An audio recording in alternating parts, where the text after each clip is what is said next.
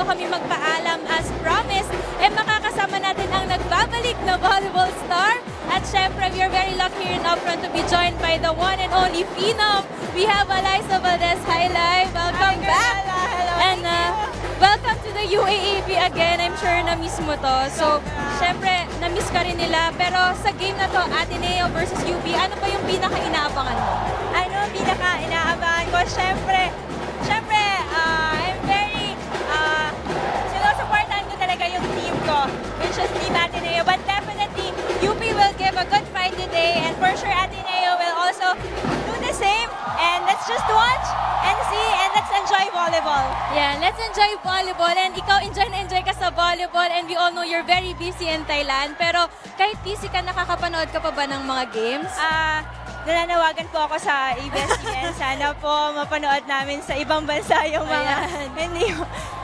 Hindi. I really follow ABS-CBN Sports talaga para to have the updates sa mga nangyayari dito sa happenings dito sa UAAP. So I'm just really lucky na I'm still connected here sa UAAP. So far, sino ba yung natutunugan mong breakout player ngayong season?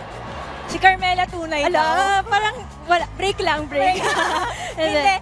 You know, everyone talaga is really doing well and showing everyone that they really deserve to be here in the UAAP, and they're really fighting not only for themselves but also for the team and for their school. So yun talaga yung gusto nating makita sa mga girls natin dito sa UAAP. Yan. So like, meron kasi kaming Twitter question dito sa Upfront. Ang tanong namin, sino ang UAAP player na gusto mong makabonding for a day?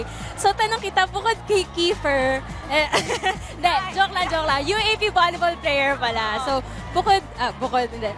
So, sinong UAP volleyball player ang gusto makabonding for a day and bakit? Well, if given a chance, I would really like to bond with my former team Ateneo. But, you know, madami talaga din ako naririnig sa mga iba-ibang teams. But, kung pwede lahat magkaroon tayo ng gathering buong UAAP, Ayan. bakit hindi, di ba? Mas masaya, mas madami. Yan. So, gagawin natin yung posible. Pero ngayon, samahan muna natin si Alyssa ma-excite sa game ng Ateneo at UP. We'll see you soon again dito sa inyong official pregame habit every Wednesdays, Saturdays, and Sundays. Muli ako po si Carmela Tunay para sa Upfront at the UAAP.